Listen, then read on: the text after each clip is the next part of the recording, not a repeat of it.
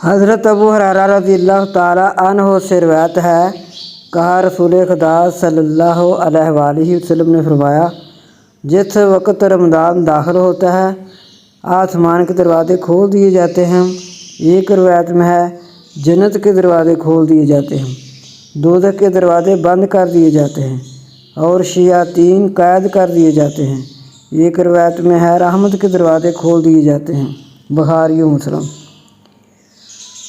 حضرت سہل رضی اللہ تعالیٰ عنہ بن سعد سے روایت ہے کہ رسول خدا صلی اللہ علیہ وسلم نے فرمایا، جنت میں 8 دروازے ہیں، ایک دروازے کا نام ریان ہے، اس سے صرف روزے دار ہی داخل ہوں گے۔ بخاری و مسلم۔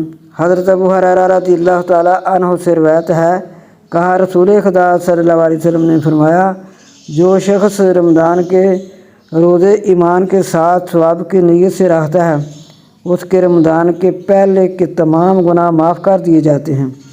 جس شخص نے رمضان کی راتوں کا قیام ایمان کے ساتھ ثواب کی نیت سے کیا، اس کے پہلے تمام گناہ معاف ہو جاتے ہیں۔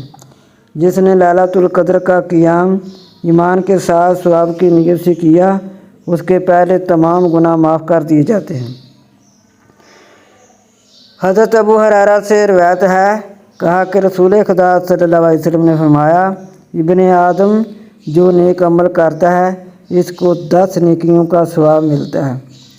700 نیکیوں تک اللہ تعالیٰ نے فرمایا کہ عام دنوں میں 700 تک اللہ تعالیٰ نیکیوں کو ایک نیکی کو بڑھا دیتا ہے، روزے کے سوا، کیونکہ وہ میرے لیے ہے اور میں اس کا بدلہ دوں گا۔ وہ اپنی شہوت اور اپنا کھانا میری وجہ سے چھوڑ دیتا ہے۔ روزہ دار کے لیے 2 خوشی کے وقت ہیں، جب وہ روزہ افطار کرتا ہے اور جس وقت اپنے پروردگار سے ملاقات کرے گا، اور روزہ دار کے منہ کی بو اللہ کے نزدیک مشک کی بو سے زیادہ خوشتر ہے۔